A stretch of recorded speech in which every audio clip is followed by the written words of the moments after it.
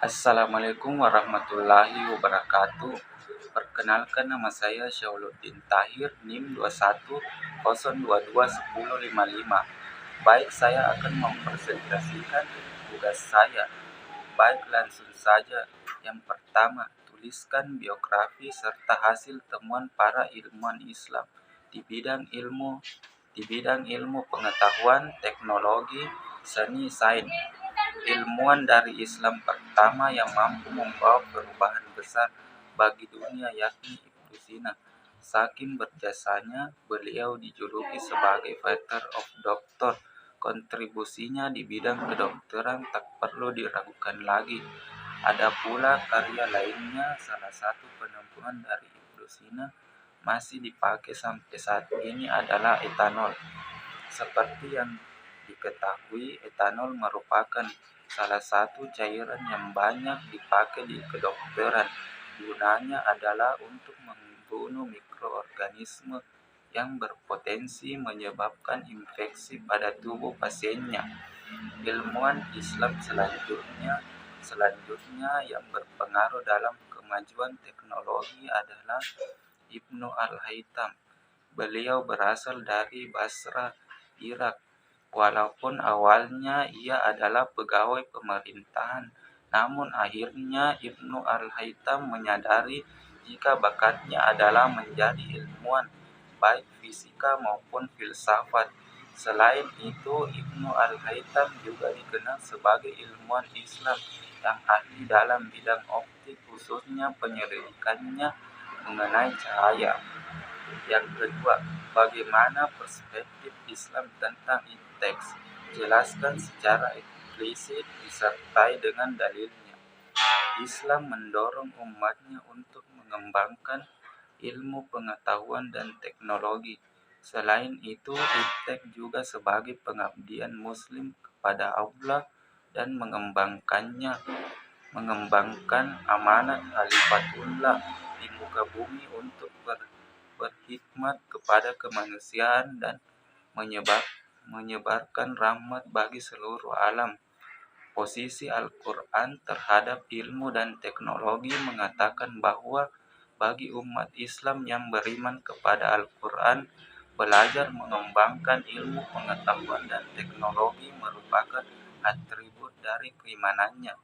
Secara jelas juga telah ditujukan bahwa orang-orang berilmu akan memperoleh pahala yang tidak ternilai di hari akhir. Adapun dalilnya yang terdapat pada Quran Surah An-Nisa ayat 141, yaitu orang yang menunggu-nunggu yang akan terjadi pada dirimu apabila kamu mendapatkan kemenangan dari Allah. Mereka berkata, bukanlah kami bersama kamu. Dan jika orang kafir mendapatkan bagian, mereka berkata, bukanlah kami turut memenangkanmu dan membela kamu dari orang mukmin. Maka Allah akan memberi keputusan di antara kamu pada hari kiamat. Allah tidak akan memberi jalan kepada orang kafir untuk mengalahkan orang-orang beriman. Selanjutnya yaitu jelaskan yang dimaksud dengan ilmu agama dan budaya, dan bagaimana hubungan ketiganya serta pandangan Islam terkait budaya yang berkembang di tengah masyarakat. Ilmu adalah pengetahuan yang berasaskan kenyataan dan telah disusun dengan baik. Sedangkan agama adalah mengikatkan diri pada suatu bentuk hidup yang mengandung pengakuan pada suatu sumber yang berada di luar diri manusia dan yang mempengaruhi perbuatan-perbuatan manusia. Sedangkan budaya adalah cara hidup yang terdapat pada sekelompok manusia dan telah berkembang dan diturunkan dari generasi ke generasi dari kelompok tersebut.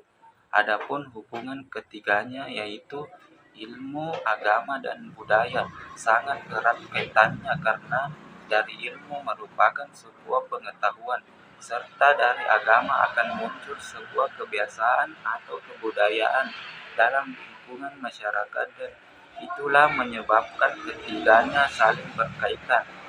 Adapun pandangan Islam terkait budaya yang berkembang di masyarakat, yaitu Islam memandang kebudayaan sebagai suatu proses dan meletakkan kebudayaan sebagai eksistensi hidup manusia, dan budaya diperbolehkan dalam Islam asal tidak bertentangan dengan ajaran Islam. Selanjutnya, jelaskan secara eksplisit bagaimana integrasi ajaran Islam dan ilmu pengetahuan.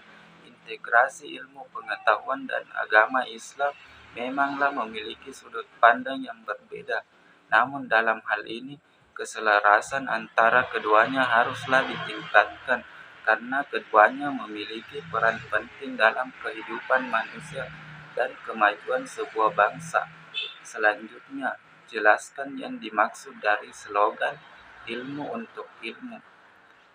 Maksudnya itu adalah ketika kita mendapatkan ilmu, ilmu itu akan berguna ketika kita mengamalkannya kepada orang lain. Selanjutnya, jelaskan akibat yang dapat ditimbulkan dari pemisahan ilmu pengetahuan dan ajaran Islam, yaitu manusia akan menganggap peradaban akan lebih maju dan akan terjadinya krisis nilai pada peradaban manusia. Baik, selanjutnya jelaskan perbedaan antara ilmu bebas nilai dan tidak bebas nilai. Ilmu bebas nilai adalah tuntunan agar ilmu pengetahuan dikembangkan hanya berdasarkan pada ilmu pengetahuan saja dan tidak boleh dikembangkan berdasarkan pertimbangan lain di luar ilmu pengetahuan. Sedangkan ilmu tidak bebas nilai adalah ilmu yang memandang bahwa ilmu itu selalu terkait dengan nilai dan harus dikembangkan dengan mempertimbangkan aspek nilai.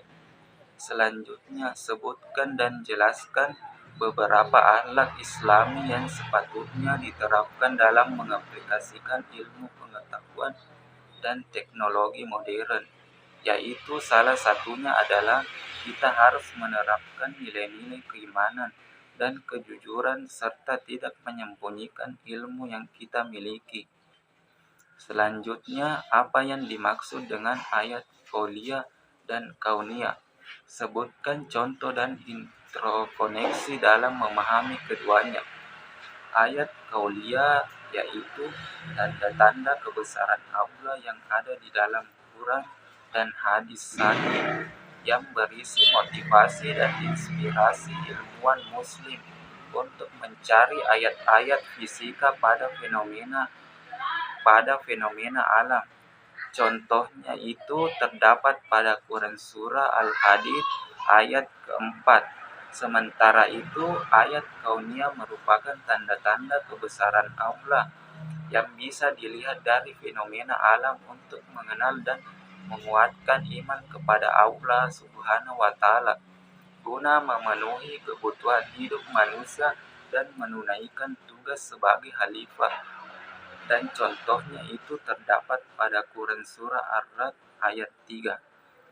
Selanjutnya, jelaskan tujuan penciptaan manusia serta klarifikasi potensi dasar manusia yang Anda ketahui.